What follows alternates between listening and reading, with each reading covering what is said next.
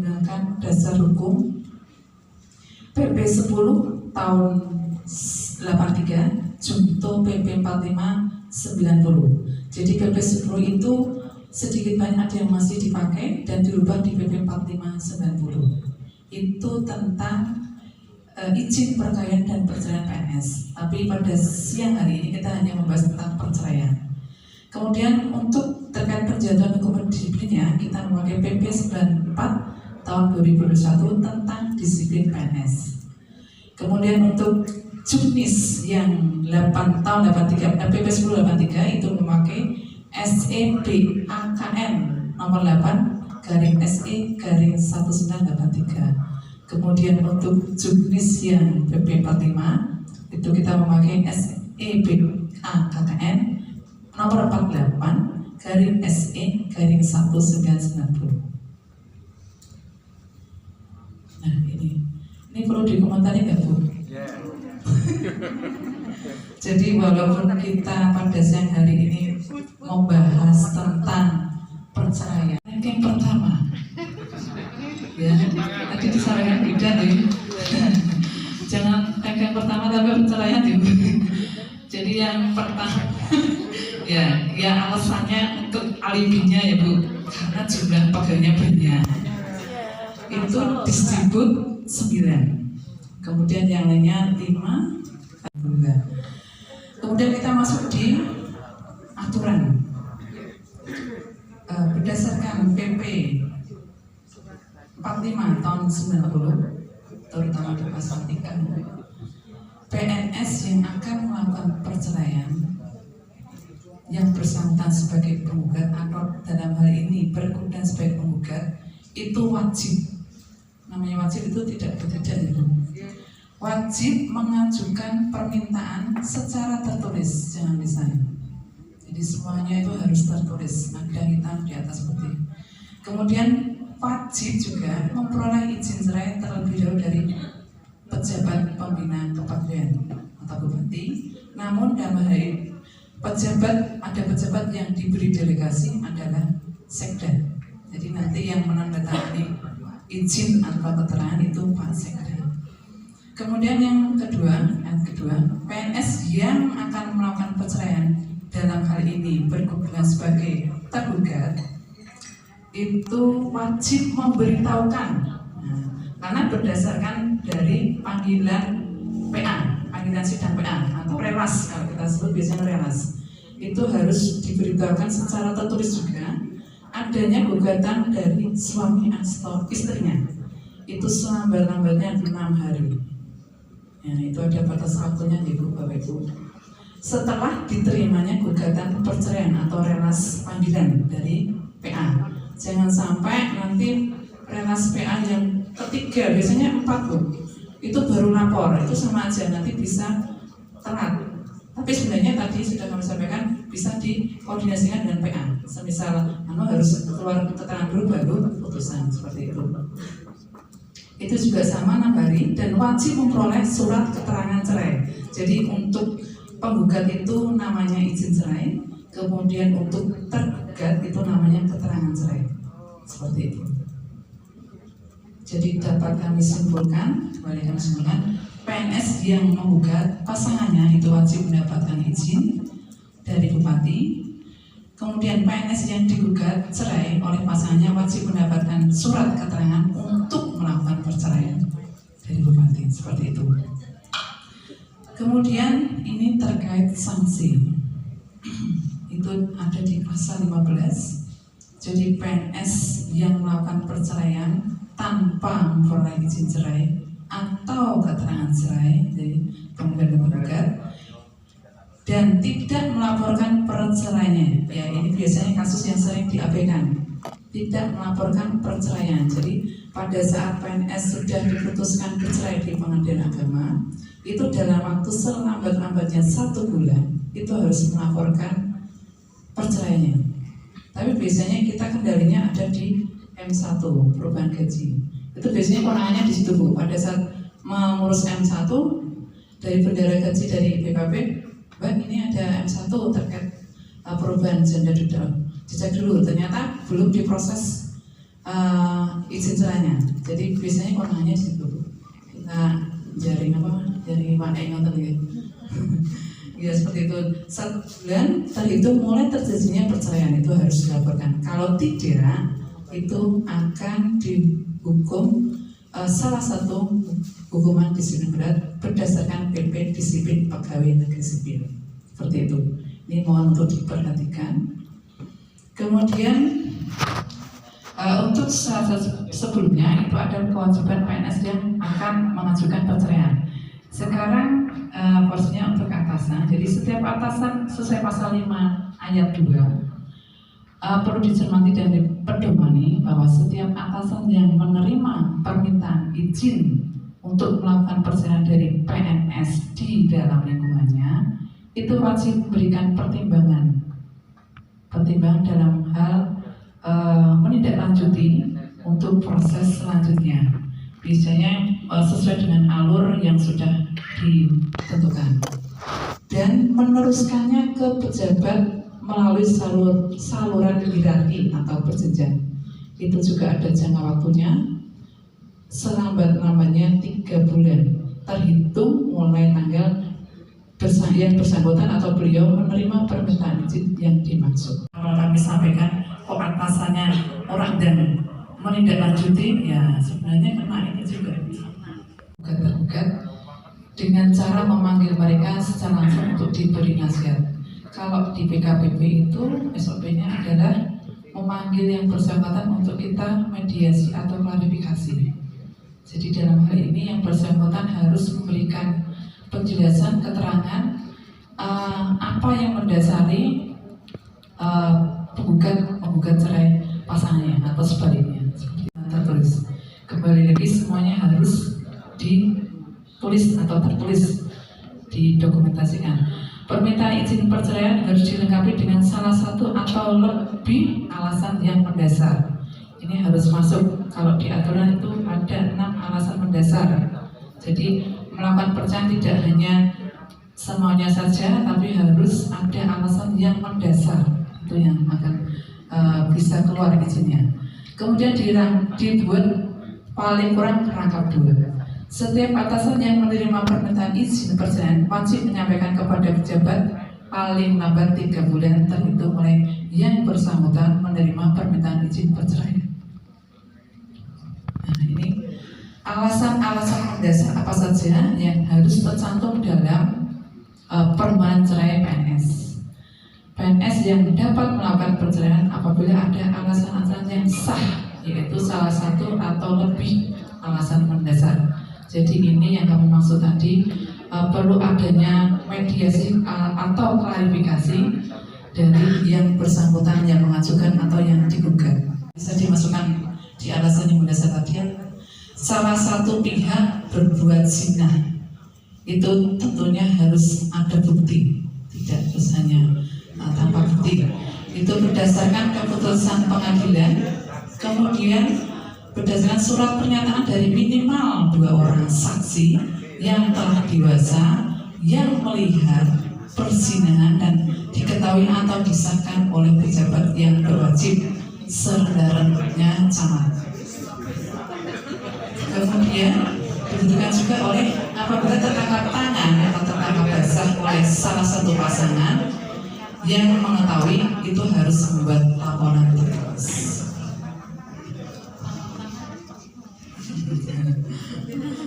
Kemudian alasan yang kedua yang harus masuk salah satunya itu salah satu pihak meninggalkan pihak lain selama 2 tahun berturut-turut. Tidak berturut-turut. Dibuktikan dengan surat pernyataan lurah atau kades yang disahkan oleh camat. Penjara 5 tahun atau lebih. Itu dibuktikan dengan keputusan pengadilan yang telah mempunyai kekuatan hukum yang tetap. Salah satu pihak menjadi pemabuk, pemadat, penjudi. Nah, ini penyakit yang tidak bisa disembuhkan, ini tidak terampuni. Dibuktikan dengan surat pernyataan dari 2 orang saksi yang telah dewasa yang mengetahui perbuatan tersebut dan diketahui atau disahkan oleh camat. Yang kedua, surat keterangan dokter atau polisi yang bersangkutan telah menjadi pemabuk, pemadat, penjudi yang suka disebutkan.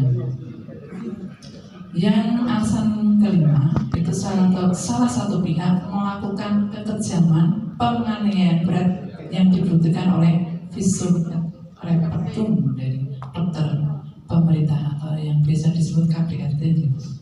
Itu juga harus ada bukti visumnya. Yang terakhir ada 6 tadi kami sampaikan, antara suami istri terus menerus terjadi perselisihan dan pertengkaran, tidak ada harapan untuk hidup rukun lagi dalam rumah tangga, dibuktikan dengan surat pernyataan lurah atau kades yang disahkan oleh camat. Ini biasanya yang keenam yang dipakai oleh yang paling gampang. Oke, seperti itu. Ini terkait alur ya Bu, alur pengajuan. Ya bisa dikatakan SOP juga. Seperti itu.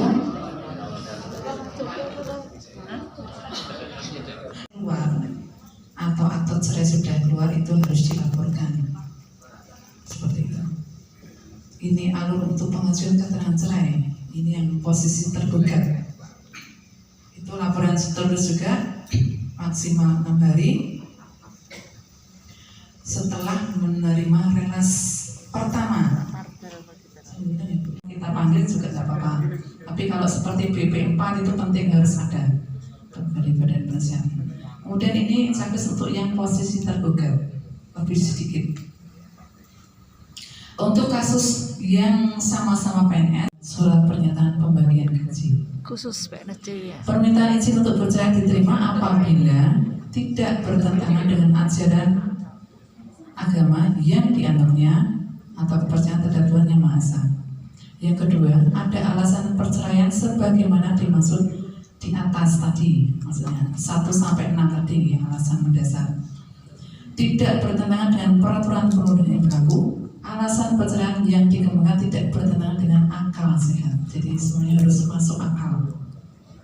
Kemudian perceraian yang sah menurut pasal 39 Undang-Undang Nomor 174, perceraian hanya dapat dilakukan di depan sidang pengadilan setelah pengadilan berusaha dan tidak berhasil mendamaikan keduanya. Ini perlu kami sampaikan karena banyak yang salah persepsi. Jadi kapasitas dinas atau BKPP itu hanya sebatas merukunkan, tidak memutuskan cerai atau tidak. Banyak yang salah persepsi sampai di BKPP itu tukaran, istilahnya mempertahankan. Jadi ada satu yang nggak mau cerai dan lain-lain. Katanya karena mereka menganggap putusan cerai itu ada di BKPP. Jadi itu salah. Kita hanya sebatas mengeluarkan izin karena yang bersangkutan berdudukan posisinya sebagai PNS itu harus mendapatkan izin. Lah, manakala tidak bisa dirukunkan, itu proses selanjutnya kami serahkan di pengadilan agama. Jadi keputusan bercerai atau tidak itu bukan di BKPP, bukan di dinas, tapi di PA. Jadi pada saat pasangan tukaran tadi kami memberikan pengertian bahwa nanti diperjuangkan di PA. Terkait seperti Gunung Gini itu sempat dibicarakan juga di BKPP. Jadi itu nggak perlu seperti itu. Kemudian ini akibat perceraian ada di pasal 8. Apabila perceraian terjadi atas kehendak PNS pria, ini perlu diperhatikan, itu wajib menyerahkan gajinya untuk penghidupan bekas istri dan anak-anaknya dengan membuat surat pernyataan. Surat pernyataan. Ayo laki-laki bahas. Contohnya, gaji adalah penghasilan PNS yang terdiri dari gaji yang pokok, laki-laki ketar tunjangan keluarga, tunjangan jabatan, tunjangan perbaikan penghasilan kalau ada, tunjangan lain yang berhak diterima berdasarkan peraturan yang berlaku setelah potong iuran wajib. Ini untuk gambarannya pembagian gaji akibat perceraian apabila ada anak. Jadi pembagian itu tidak tergantung pada jumlah anak. Suami sepertiga, mantan istri sepertiga, anak sepertiga. Ini kasus kalau tidak ada anak. Masuk terus ya Bu ya. Selama kemudian berapa tahun? kasus apabila anak ikut mantan istri, jadi sepertiga suami, kemudian mantan istri sepertiga, karena anak ikut istri. Tadi kan yang menggugat laki-laki itu. Jadi sebaliknya kalau ikut istri, jadi istri hanya sepertiga, suami sepertiga. Nanti Kemudian kebaca aja apabila memiliki 2 anak, yang satu ikut suami, satunya ikut mantan istri, seperti ini penampakannya. Jadi sepertiga dibagi 2, satunya di suami, satunya di istri. Apabila memiliki 3 anak, jadi sepertiga dibagi 3 ya, 1/9. 1 anak ikut suami, 2 anak ikut mantan istri, seperti ini penampakannya. Jadi gaji yang menjadi hak anak dibagi menurut jumlah anak. Ini apabila anak ikut mantan istri, kemudian mantan istri menikah lagi. Nah, manakala mantan istri menikah lagi itu sudah tidak menjadi tanggungan suami, jadi sudah tidak mendapatkan pembagian gaji. Ya, tapi kalau anak masih ikut istri, selama masih jadi mantan belum nikah masih dapat 1/3. anak yang ikut mantan istri yang menikah lagi banyak kan wis do mendapatkan bagian wis gaji. pisahi wis do dewi-dewi. Sebagian gaji yang teorinya boleh anak ikut Iya, mantan tapi kalau misalnya istri, kemudian misalnya mantan suami menikah lagi, itu seperti ini. mantan suami menikah lagi, Menikah lagi. Ya tetap tetap dibagi istrinya. Nanti kuncinya di istri, tidak belum menikah lagi. Istri tak terus, berarti Kemudian duitnya akibat habis sudah. perceraian. Tapi Terkait dengan pembagian gaji tadi, bendahara gaji itu wajib menyerahkan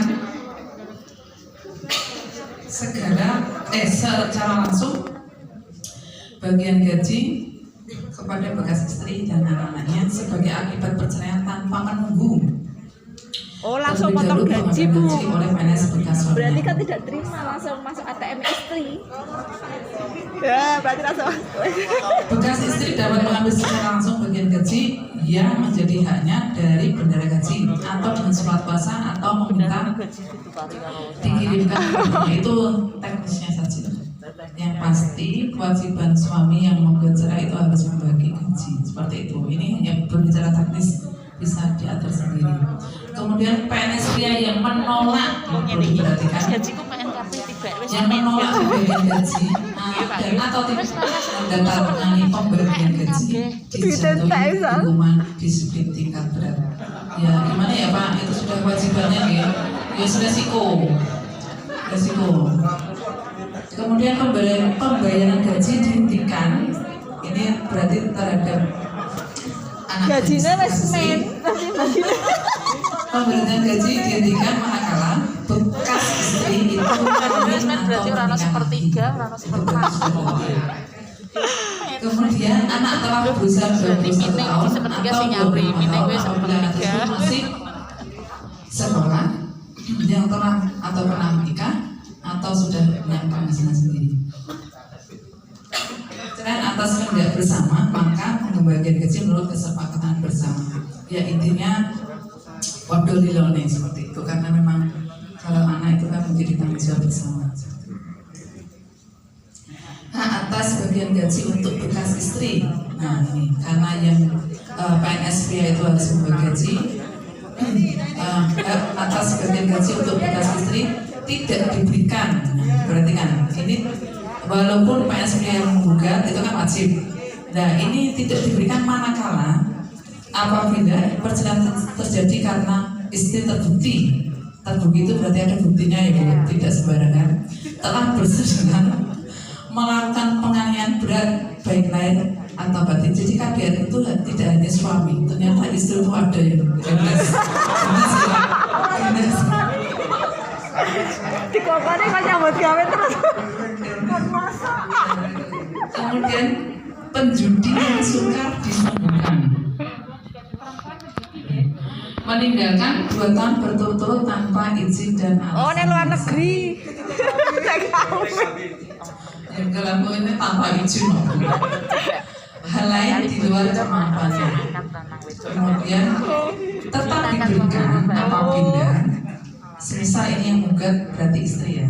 Itu tetap diberikan apabila alasan istri mengajukan gugatan cerai karena dimadu. Oh, Atau suka suami iki. terbukti, berarti ini akibat perlakuan buruk suami ya, terbukti telah berzina, melakukan penganiayaan, kemudian berjudi, meninggalkan 2 tahun berturut dan hal yang di luar kemampuan yang bersangkutan. Jadi kalau yang menggugat istri itu sebenarnya kan tidak mendapatkan pembayaran gaji, tapi penggugat karena istri menggugat karena alasan terbukti suami melakukan seperti ini Berarti yang menggugat istri tidak dapat pembagian gaji ya? Apabila dan sanksi sekarang di pasal 15 PNS dijatuhi salah satu hukuman disiplin tingkat berat apabila PNS melakukan perceraian tanpa izin atau surat keterangan. PNS tidak melaporkan perceraiannya selama 1 bulan.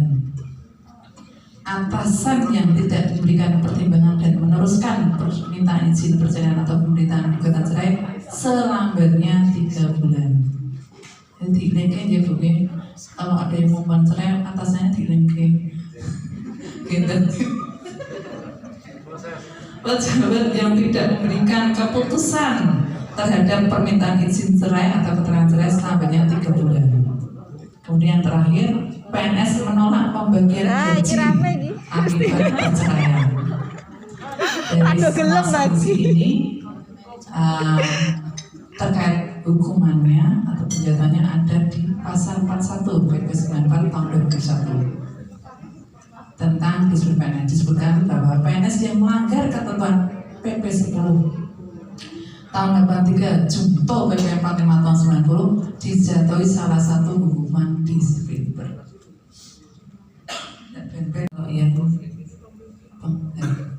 Kemudian dalam hal terdapat PNS atau CPNS berkedudukan sebagai tergugat atau termohon dalam proses persidangan di pengadilan, maka harus mengajukan keterangan cerai kepada bupati melalui kepala perangkat daerah atau unit kerja setelah menerima relas atau panggilan dari pengadilan agama.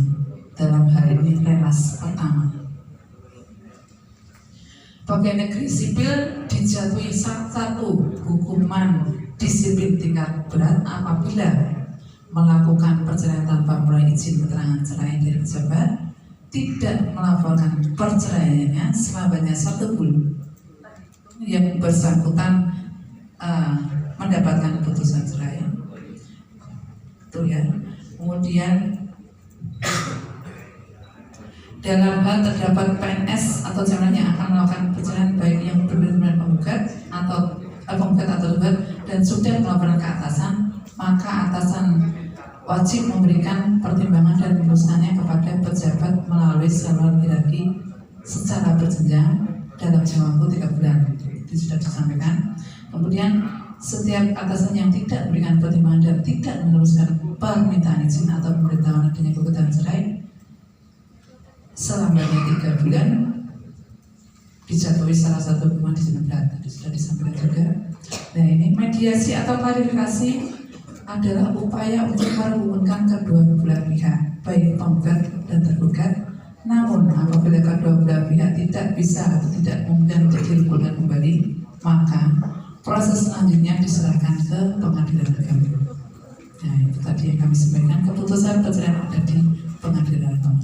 Dalam hal ini terdapat PNS yang melakukan perceraian tanpa izin atau keterangan cerai, maka atasan langsungnya wajib memproses dugaan pelanggaran disiplin PNS yang dimaksud berdasarkan PP 94 tahun 2001 tentang disiplin PNS. Baru sudah selesai. Demikian Bapak Ibu semuanya informasi yang bisa kami sampaikan. Semoga dengan adanya penyampaian informasi ini tidak ada lagi PNS terkhusus di Disdikbud yang terkena hukuman disiplin. Salah satu hukuman disiplin berat karena tidak mendapatkan izin atau keterangan cerai dari bupati. Saya kira cukup sekian penyampaian dari kami. Untuk selanjutnya kami serahkan ke Bapak Moderator. Terima kasih untuk semuanya. Selamat siang untuk Baik, tepuk tangan dulu untuk Ibu Siti dan semuanya. Berarti kan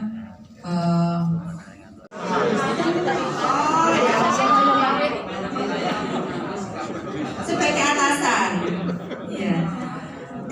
hati saja. Iya benar. Dan itu kan sementara masih masalah pribadi di rumah tangga. Ya karena ketentuan untuk tidak boleh beristri lebih dari satu itu untuk pria yang PNS. Kalau yang swasta kan tidak ada ketentuan. Ya. Wah, berarti enak deh kalau ke swasta. Sekarang tinggal pembinaan. Wah, iya. enak sing iki pegawai bank, sing iki PNS guru. Iya. Maksudnya laki-laki deh kuwi lho. Jual sing istri langsung pisah wae. Kok ndak mau dia PNS ya Bu ya? Bisa pisah wae. Golek liyane, kasih liyane. Kalau mau benar-benar ingin nikah laki tapi dia tidak diizinkan ya sini. Jadi saya berusaha memediasi sebaik mungkin, searif mungkin selaku orang tua dan atasan ini. Terus namun ini sudah masuk di pengadilan agama. Wis kebet. Betul, hanya izin di pengadilan agama itu izin untuk nikah lagi. Rasa diizin ya. Seperti itu, tapi istri bertahan, tetap tidak mau mengizinkan. Anda tidak mau mengizinkan, kemungkinan suami minta cerai, istri juga tidak mau. Lah kenapa kok suami swasta? Nah, saya berusaha memediasi. Tentu si suami ini Mungkin mikir tidak anaknya. datang untuk saya mediasi, pasti tidak mau itu. Dia bebas, tidak ada hubungan apa-apa tentang kedisiplinan PNS. Dan saya tidak punya kewenangan apa-apa karena bukan apa-apa saya.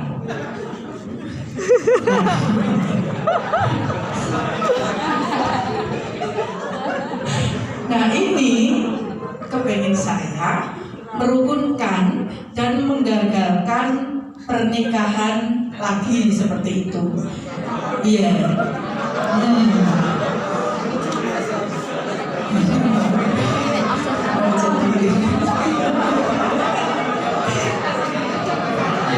Mungkin nanti Pak Sartono bisa menambahkan. Ini kayaknya kan di luar konteks dari yang tadi saya sampaikan. Itu kan dari konteksnya di izin perceraian dan keterangan cerai untuk PNS.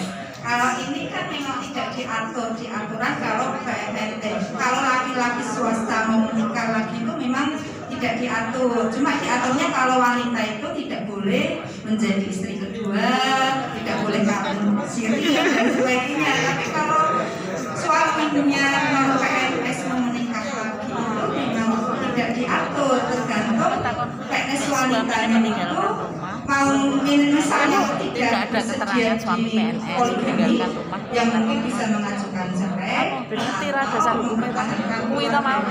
Tapi kan harus ada saksi Bu. Saksi akeh. Baik Bu, terima kasih. Jadi bisa kami artikan masuk di alasan mendasar yang pertama, persinahan. Jadi harus benar-benar ada buktinya. Tidak hanya saksi lebih baik ya, tapi yang penting ada buktinya seperti itu.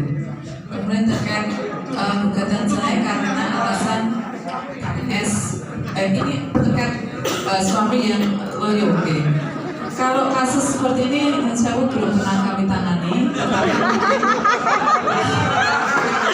Pertanyaannya ki yo jual aneh.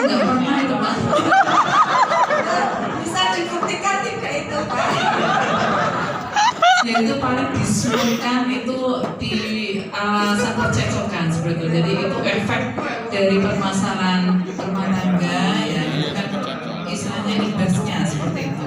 Tapi kalau yang pernah kami tangani itu ada terkait dengan dari pihak yang tergugat itu wanitanya itu tidak bisa punya keturunan seperti itu. Jadi kedua belah pasangan itu hampir 15 tahun tidak punya keturunan.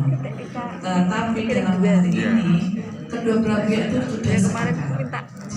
Yang terpenting itu jadi Malah PNS nanti PNS sharing juga kaitannya ada salah satu alasan yang beliau sampaikan salah satunya itu dan pihak terpilih itu sepakat untuk bercerai. Jadi intinya kedua belah pihak itu sepakat untuk bercerai. Seperti itu terkait gugatan bimbingan tiga. jadi terkait gugatan cerai itu Anak 24 jam seperti contohnya tadi semisal yang salah satu Harus dari diadakan orang itu, kalau menceraikan enggak itu berarti kan berarti sekolahnya harus posisinya sudah tidak kurikulum sama merdeka. si Jadinya jininya reform cerai merdeka. si jininya akan dicerai itu berarti kan sama aja tidak bisa Kemarin dihubungkan abang sudah bilang ya pada sama intinya guru-gurunya. kita memediasi atau mengklarifikasi dan bentuk apa itu yang penting masuk Guru DK dalam kan alasan masuk kan mendasar berarti itu yang PDK-nya ada dan itu logis Ya. logisnya Berarti seperti sama itu dengan Bu. berarti Dan tak. keputusan Udah. memiliki keputusan Tiga bercerai sama bukan saya. pada PKW atau dinas tapi nanti silakan Kelasnya diperjuangkan rombanya. seperti itu. Ada 15. Ji, terima kasih 15 itu Iya, untuk yang terakhir monggo Mas Antono pas yang tadi sudah selesai pertanyaannya.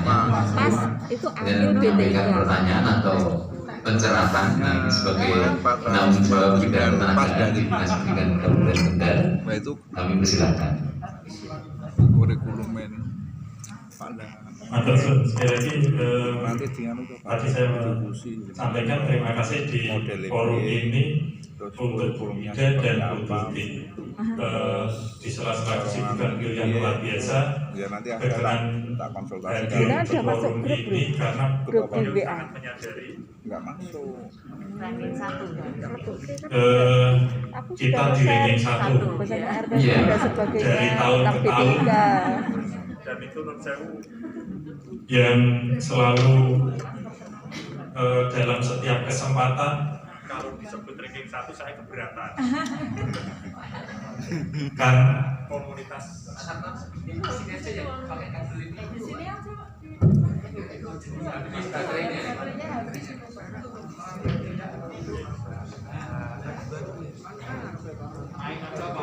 sekali lagi kami tidak kepingin menggunakan ranking kayak gitu jadi persentase Betul Pak, betul Pak. Kita Eka.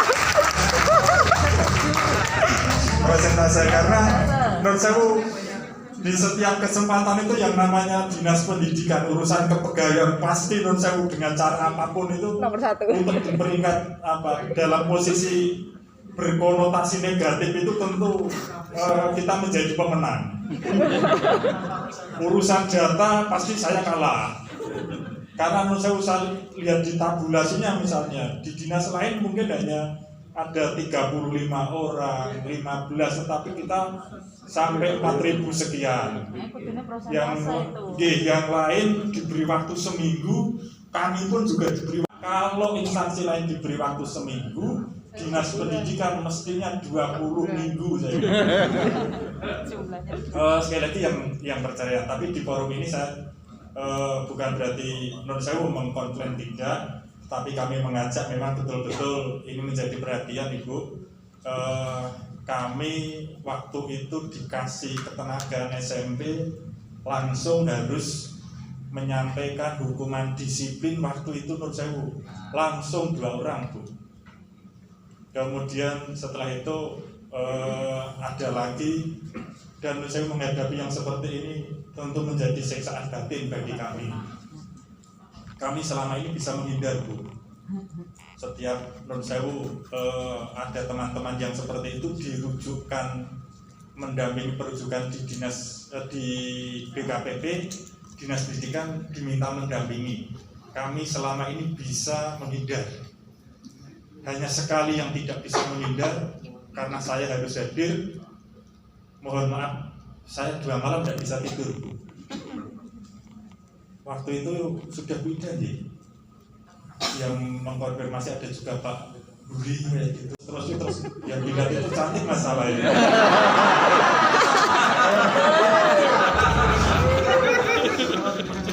Terus yang menurut saya bener manas-manas sih juga.